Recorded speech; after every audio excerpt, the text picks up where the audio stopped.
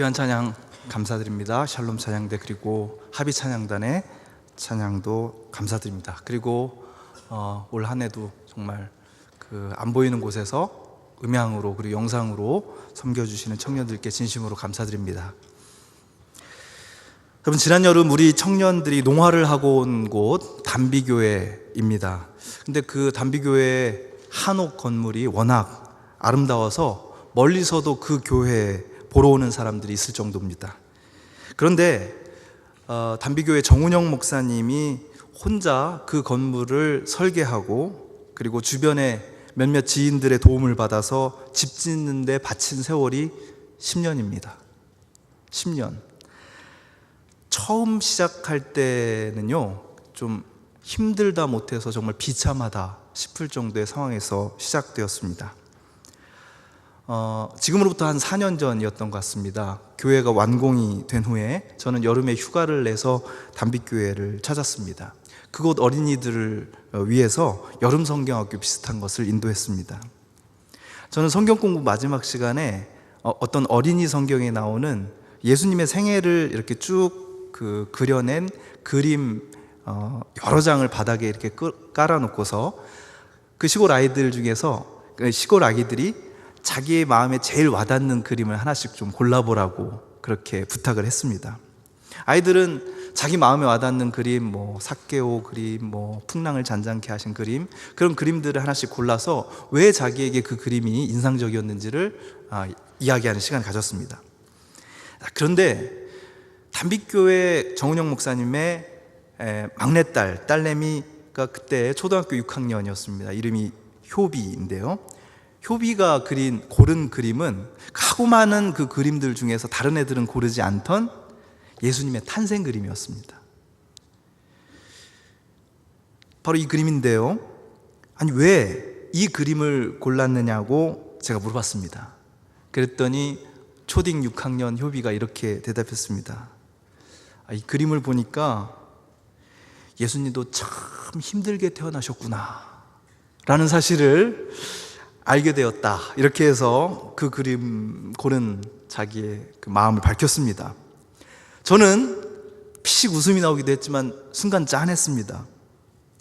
왜냐하면 효비가 태어날 때 그리고 그 이후에 효비가 보내야 했던 어린 시절이 얼마나 힘들었는지를 알기 때문입니다. 단비교회는 막 건축이 시작 중이었고요, 목사님을 비롯한 그 5 식구는 지금 여러분 단비교회에 가면은 그 닭장 옆에 있는 쌀을 보관해 두는 그 컨테이너 박스가 있습니다. 거기서 5 식구가 2번, 3번 겨울을 났습니다. 겨울에 이제 감기에 걸리면요, 특히 효비는 중이염에 걸렸습니다. 그러면 이제 귀에서 고름이 나오는 거죠. 그래서 밤에는 그 고름을 닦아주고 아침에는 병원에 가고 그런 일들이 많이 있었습니다. 그래서였을까요? 성경에서 유독 이 6학년짜리 여자아이는 예수님의 탄생 장면이 인상 깊게 다가왔나 봅니다. 예수님도 참 힘들게 태어나셨나 보네요. 그렇게 얘기한 거죠. 여러분, 맞습니다. Happy birthday to Jesus. 우리는 예수님께 생일 축하 노래를 불러주고 참 기뻐하지만 그 당시를 생각해보면 정말 이만저만 힘든 일이 아니었겠구나, 그런 생각을 하게 됩니다. 여러분, 근데 예수님만 태어나신 것이 아니라 여러분 모두도 태어났습니다. 이 중에서 아래서 태어난 사람 없어요. 그렇게 보이더라도 여러분 모두 어머니께서 진통 끝에 낳은 생명들입니다. 그걸 가만히 생각만 해도 우리는 감사할 수 있게 되죠. 이게 당연한 일이 아니거든요. 제가 전에 다녔던 교회에 평생을 그 조산원, 옛날에는 산파라고 불렀죠, 아기 낳는 일을 도와주는 일을 하면서 평생을 사신 권사님이 한 분이 계셨습니다. 올해로 한 97세 정도 되셨는데 아직도 정정하셔요. 그 정두리 권사님인데요, 그분이 20살 때부터 아기 낳는 일을 도와가지고 평생 이분이 낳은 아기들의 수가 2만 명 정도가 된다고 합니다. 그런데 놀랍게도 한 생명도 죽지 않았어요. 기적적인 일이거든요. 자, 그래서 제가 그 기적적인 그분을 한번 만나서 인터뷰를 해봤습니다. 가장 힘들었던, 권사님 가장 힘들었던 탄생이 언제냐, 출산이 언제였냐고 물어봤더니 내가 24살 때, 그때가 언제냐고 물어보니까 1944년 일제시대 때, 아직 해방되기 1년 전입니다. 권사님 나이 24살 때 연천군에 갔는데 그때는 그곳이 북쪽이었다고 그래요. 연천군에서 아기가 안 나온다는 소식을 듣고 급하게 달려가 보니까 산모한테 문제가 있었던 겁니다. 둘째를 낳고 있었는데요, 첫째 낳을 때 낳고 나서 얼마 안 돼서 힘든 일을 한 겁니다. 지금이야 아기 낳고 뭐 아주 오랫동안 쉴 수 있었지만 그때 낳고 바로 그날 물 깃는 일을 자기가 해야 됐기 때문에 몸에 무리가 생겼고요, 일종의 탈장 비슷한 그런 현상이 아래쪽에 생겨가지고 이 아기를 낳으려고 하다가 죽게 생긴 겁니다. 아기도 안 나오고요. 의료기기도 변변치 않은 그런 상태에서 뭘로 지지고 그리고 뭐 가위로 자르고 해가지고 간신히 아기를 받았던 때를 이렇게 이야기를 해주시더라고요. 하여튼 몇 개만 들었는데도 제가 그 자리에서 혼절할 뻔한 그런 일들이 많이 있었습니다. 여러분, 지금은 그렇게 위험천만한 경우는 많지 않아요. 하지만 여전히 아기를 낳는 일은 힘든 일입니다. 바로 그렇게 힘들게 태어나기 때문에 생명은, 그리고 우리가 지금 이 자리에 살아있다는 사실은 대단히 놀라운 일입니다. 그런데 우리는 구원자 예수께서, 메시아께서 바로 그런 방식으로 태어났다고 하는 소식을 듣게 됩니다. 우리는 생각할 수 있어요. 마치 정우영 목사님 딸내미처럼, 아휴, 예수님도 정말 힘들게 태어나셨구나, 이렇게 공감할 수 있게 되는 것이죠. 상상하기 힘든 이 사실, 하나님께서 그런 식으로 태어나셨다는 그 사실을 생생하게 느껴보라고 올해도 여러분 예배당 1층 로비에 말구유가 있는 것입니다. 그냥 지나치라고 있는 것이 아니라 예수님도 이렇게 태어나셨구나 라는 사실을 거듭거듭 되새겨보라고 있는 것입니다. 근데 여러분, 우리는 그렇게 소중한 생명이 아주 무참하게, 너무 황망하고 처절하게 쓰러져 버리는 소식을 매일매일 듣고 있습니다. 요즘처럼 성탄이 가까웠는데 죽음의 소식들이 많이 들려왔던 때가 있었나 생각이 들 정도입니다. 침몰한 낚싯배에서, 불에 타서 시커멓게 그을린 건물 속에서, 병원 신생아실의 인큐베이터 안에서 생명이 죽어갑니다. 성탄을 마냥 기뻐할 수 없는 사람들, 아니 통곡과 흐느낌으로 보내야 하는 사람들이 늘어나고 있습니다. 그런데 그런 죽음만 있는 게 아니더라고요. 오늘 우리 시대의 많은 청년들에게 생명의 소중함이란 살짝 공허한 소리처럼 들리기도 합니다. 여러 가지 이유가 있지만 일단 취업 문제가 청년들의 삶다운 삶의 숨통을 옥죄고 있습니다. 2017년 11월 기준으로 청년 실업률이 9.2%라고 합니다. 근데 이 9.2%라는 퍼센티지는요, 전체 인구의 실업률에 비하면 약 3배 가까운 수치라고 합니다. 다른 연령대보다 청년들이 3배 이상으로 취업이 안 되는 거예요. 그런가 하면 학교 안 다니고 고용 안 된 상태고 직업 훈련도 안 받고 있는 이른바 청년 니트족, 그들의 수도 200만 명에 달합니다. 엄청 취업이 안 되고 있는 거예요. 그렇게 열심히 공부했는데, 그렇게 열심히 준비했는데 취업이 안 되는 겁니다. 그런가 하면 취업된 사람들은 어떻습니까? 2017년 5월 경제활동 인구조사 청년층 부가조사에 의하면 청년층의 첫 일자리의 40%가 한시적 일자리라고 합니다. 월 소득이 150만 원 미만인 경우가 54%입니다. 바로 그래서 첫 일자리의 평균 근속기간이 1년 7개월이 채 안 된다고 합니다. 일하는 사람도, 일을 할 수 없는 사람도 사는 게 사는 것 같지 않은 현실입니다. 우리가 이 생명, 이 청춘의 시대를 좀 더 든든하게 느낄 수 있게 해주는 것이 아무것도 없어 불안한 삶인 것이죠. 너나 할 것 없이 이런 불안전한 삶에 다소간 지쳐 있습니다. 그런 의미에서 미생, 아직 삶다운 삶을 살지 못하고 있는 상태라는 키워드는 여전히 유효합니다. 윤태호 작가의 웹툰 제목이 미생인데 이렇게 부제가 붙어 있어요. 미생하고 아직 살아있지 못한 자. 제가 설교를 준비하면서 어제 다시 한번 만화책을 꺼내봤습니다. 여러분, 9권 마지막 대사가 뭘로 끝나는지 아십니까? 너무 늦진 않았나요? 라고 끝나더라고요. 취업을 위해서 어떤 회사에 연락을 하고 딱 문을 열고 그 사람이 한 말이 너무 늦지 않았나요? 라는 말로 끝나고 있어요. 저는 전율을 느꼈습니다. 오늘 우리 시대 청년들의 삶이 지금 아직 살아있지 못한 자, 미생의 시간을 보내고 있습니다. 그러면서 문을 열 때마다 불안해하는 거죠. 너무 늦은 건 아닐까? 아직은 내가 정말 원하는 삶을 살지 못하는 우리들. 그래서 미생의 미자는 아직 아니라는 뜻의 미자입니다. 근데 그런 여러분들을 향해서 저는 오늘 또 하나의 미생 이야기를 들려주고 싶습니다. 춘추시대 노나라에 미생이라는 청년이 있었습니다. 그에게는 사랑하는 여자가 있었어요. 어느 날 이 미생이라는 청년은 그 여인과 마을의 다리 아래에서 만나기로 약속했습니다. 지금이야 뭐 만날 곳이 넘쳐나지만 그 당시 조금 분위기 있게 만날 수 있는 곳이 뭐 다리 밑인가 보죠. 사천교에서 만나자. 그래가지고 그 밑에 만난 거죠. 미생은 그 약속 장소에 가서 여인을 기다렸습니다. 근데 날씨가 굳었어요. 비가 내리기 시작했습니다. 그런데도 사랑하는 사람이 오지 않습니다. 비는 점점 거세졌고 소나기가 되었고 더욱더 많이 폭우로 쏟아지다가 마침내 저쪽 상류의 물까지 불어나서 다리 밑은 위태로워졌습니다.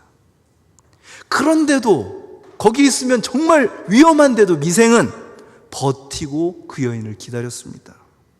그러다가 어떻게 됐을까요? 나중에는 그 다리 기둥을 껴안고 죽은 채로 발견되었습니다. 중국의 사기와 또 장자 도척변에 나오는 이 미생의 이야기, 다른 곳에서도 나오는데요.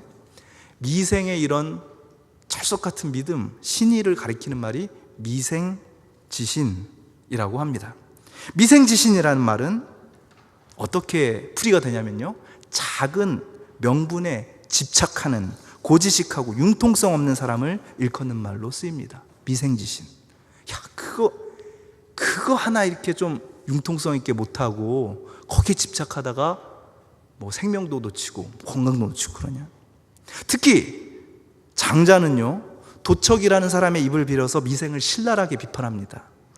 이런 인간은, 미생 같은 인간은 제사에 쓰려고 찢어발긴 개나 물에 떠내려가는 돼지, 아니면 쪽박을 들고 빌어먹는 거지와 다를 바 없다.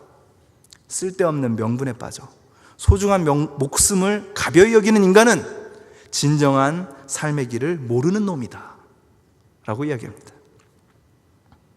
이런 손가락질을 받는 한 사내의 이름은 그래서 꼬리 미자를 쓰는 미생입니다. 지지리도 못난 놈, 융통성 없는 놈, 그래서 보잘것없는 꼬리 같은 인생, 이것 또한 미생인 겁니다. 아무도 그 사람처럼 되고 싶어 하지 않는 또 하나의 미생인 것이죠. 아직 사는 것처럼 살지 못하는 사람들의 한탄이 하늘을 찌르는 시대에 저는 자꾸만 이 고지식한 사람을 머릿속에 떠올리게 되었습니다. 왜 그렇게 미련하게 죽었을까? 그렇게 머리가 안 돌아가나? 잠깐 그 자리에서 피해 있다가 다른 날 다시 약속해서 만나면 되었을 것을. 왜 그렇게 죽었을까? 어쩌면 그 사람은 사랑하는 사람과의 약속을, 그 사람과 나눈 말을 그처럼 소중하게 여겼기 때문이 아니었을까? 사랑 때문에 그럴 수밖에 없었던 것 아닐까? 한참 그 미생이라는 청년을 떠올리다가 마음이 이상하게 뜨거워졌습니다. 왜요? 한 가지는 분명했기 때문입니다. 한 가지. 그는 약속을 지키기 위해서 죽었습니다. 그것만 남았습니다. 그것이 미련함이든 고지식함이든 뭐든 사랑하는 사람과의 약속을 중요하게 여겼기 때문에 죽었습니다. 제 안에서 이런 소리가 들려요. 그런다고 죽을 것까지야. 근데 또 이런 목소리도 들려옵니다. 그럼 뭐 하려고 사는데? 결국 우리의 삶을 삶답게 하는 것은 내가 얼마나 가졌느냐, 내가 얼마나 이루었느냐가 아니라 약속을 지키는 것 아닐까요? 정말 좋은 사람이 되어 살겠다는 약속, 당신을 사랑하겠다는 약속, 너와의 우정을 꼭 지키겠다는 약속, 잊지 않겠다는 약속, 끝까지 함께 하겠다는 약속, 나와의 약속, 너와의 약속, 하나님과의 약속, 그거 제대로 지켜보려고 우리 사는 거 아닐까요? 그런데 우리는 사느라고, 우리 딴에는, 내 딴에는 남들 보란 듯이 좀 살아보겠다고 내가 누구와 약속했는지, 어떤 약속을 했는지, 내 삶을 소중하게 만들어주는 그런 약속이 무엇인지도 다 잊어버리고 사는 것입니다. 미생의 이야기를 생각하면서 약속의 의미를 생각해 봅니다. 약속은요, 묶는다는 말입니다. 그 사람과의 관계의 소중함에 나를 묶어버리겠다는 뜻입니다. 마치 미생이 다리에 기둥을 붙잡고 불어난 물에 죽어갔듯이 우린 그러려고 사는 거 아닐까요? 약속 한번 제대로 지키기 위해서 말이죠. 오늘 강림절 마지막 주 성탄을 하루 앞두고 우리는 그 옛날 이루어진 하나의 약속을 듣습니다. 대제국 아수르의 통치하에서 고통과 불안의 날을 살아가고 있는 이스라엘에게 주신 약속입니다. 2절이죠. 흑암에 해가던 백성이 큰 빛을 보고 사망의 그늘진 땅에 거주하던 자에게 빛이 비치도다. 여러분, 깜깜한 현실, 죽음의 현실을 살아가고 있는 사람들에게 큰 빛을 약속하셨습니다. 그들의 무거운 삶의 멍에를 꺾고 그들을 힘들게 하는 원수들의 폭력을 제거해 주시겠다고 약속하셨습니다. 그런데 그 약속이 의아하게도 한 아기의 탄생과 결부됩니다. 한 아기가 우리를 위해 태어났다. 우리가 한 아들을 모셨다. 그는 우리의 통치자가 될 것이다. 그의 이름은 놀라우신 조언자, 전능하신 하나님, 영존하시는 아버지, 평화의 왕이라고 불릴 것이다. 가장 연약하고 가장 아프고 죽을 것 같은 삶을 살아가는 사람들에게 이사야 예언자를 통해서 주신 약속, 우리는 성탄을 맞아서 그 약속이 한 아기를 통해 성취되었음을 경축합니다.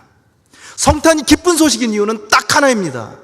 크리스마스 트리를 봐서도 아니고 선물을 받아서도 아니고 사람들이 기뻐해서도 아닙니다. 그것은 하나님께서 바로 그 약속을 지키셨기 때문입니다.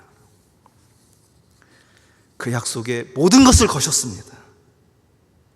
우리는 그 약속을 까맣게 잊어버리고 사는데도 그분은 끝끝내 약속을 지키셨습니다. 물이 불어나는데도 다리 기둥을 끌어안고 죽은 미생이 미련합니까? 그렇다면 인간들의 비정함과 무관심과 스스로 하나님처럼 되려는 교만에 그 죄의 물결이 넘쳐나는데도 그런 바보 같은 우리와의 약속을 끝내 파기하지 않으시고 십자가 기둥에 못 박혀 죽은 예수는 어떤 분입니까? 그분처럼 미련한 분이 있을까요? 그렇게 고지식하고 그렇게 융통성 없는 하나님, 그 약속을 반드시 어떤 일이 있어도 지키기 위해서 자기의 생명을 내어주는 하나님, 이 죽음의 땅, 아직 살지 못한 자들, 미생의 탄식이 가득한 땅에서 그래서 우리 마음에 힘겹게 다시 한번 힘겹게 태어나고 계시는 하나님이 계십니다. 그 하나님과의 약속을 잊어버린 우리들, 그래서 다른 사람들과의 약속도 너무 쉽게 생각하는 우리들, 그런 우리를 향해서 미련하게 약속을 지키는 사랑으로 오고 계십니다. 7절에 그분의 약속은 또 이렇게 이어집니다. 그의 왕권은 점점 커지고 나라의 평화도 끝없이 이어질 것이다. 그가 다윗의 보좌와 왕국 위에 앉아서 이제부터 영원히 공평과 정의로 그 나라를 굳게 세울 것이다. 만군의 주님의 열심이 이것을 반드시 이루실 것이다. 그분은 이 약속을 지키기 위해서 생명을 거십니다. 우리가 예수 그리스도에게서 발견한 평화, 그분의 정의, 그분의 통치가 우리 안에서 점점 커질 것입니다. 하나님께서 약속하셨기 때문입니다. 만군의 주님의 열심, 기노트 아도나이 제바옷, 그 뜨거운 마음, 그 열심, 질투할 정도로 뜨겁게 타오르는 열정이 반드시 그것을 이루실 것입니다. 미생, 십자가라는 저 밑바닥에 처할 때까지도 미련하게 약속을 지키는 그 미련함을 바울 선생님은 이렇게 노래합니다. 하나님의 어리석음이 사람보다 지혜롭고 하나님의 약하심이 사람보다 강하니라. 이런 사랑의 언약을 지키는 것, 그것밖에 모르는 미생의 약속이 여기 있습니다. 한 아기가 우리에게 났다. 벌써 태어났다. 힘겨운 탄생이었지만 분명히 태어나셨다.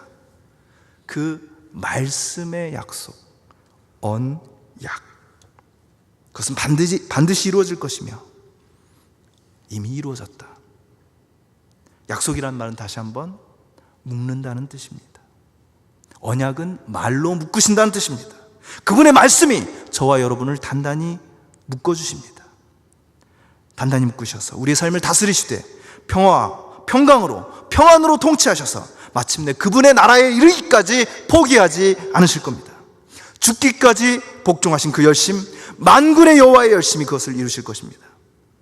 하나님께서는 어떠한 일이 있어도 약속을 지키십니다. 그것만이 우리의 기쁨입니다. 그런 의미에서 메리 크리스마스 기도하시겠습니다.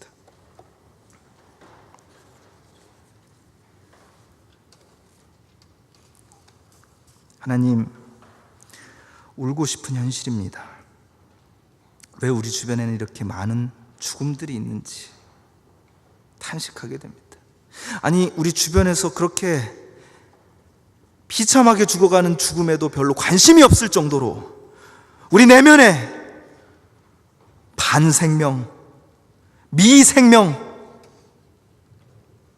미완의 생명들은 탄식과 탄식을 터뜨리고 있습니다. 주님, 우리를 불쌍히 여겨 주시옵소서. 이런 우리를 포기하지 않으시고 끝까지 사랑하시고 이 부족한 연약한 인간들과의 약속을 끝끝내 지키기 위해서 십자가에 죽으시기 위해 이 세상에 오신 주님의 그 사랑을 잊지 않게 하여 주시옵소서. 주님, 지금도 우리의 마음이 이리저리 흔들립니다. 우리 혼자 힘으로는 아무것도 할 수 없을 것 같습니다. 바로 그렇기 때문에 주님의 그 사랑에 나를 동여매고 주님의 약속을 바라보는 삶 살아가게 하여 주시옵소서. 우리로 인하여서 우리 주변에 눈물 짓는 이들이 그리스도의 사랑을 발견할 수 있도록 도와주시고, 우리를 통하여서 예수 그리스도의 말구유와 십자가가 전달되는 일상이 되기를 간절히 빌고 원합니다. 우리의 힘으로 할 수 없을 때 성령으로 감동시켜 주시고, 기도가 필요한 자들 떠오르게 하여 주시고, 어린 생명을 위해서 눈물로 통곡하면서 기도하는 어머니들의 그 마음이 우리 안에도 자리 잡게 하여 주시옵소서. 우리를 위해서 힘겹게 태어나신 주 예수 그리스도의 이름으로 간절히 기도드리옵나이다. 아멘.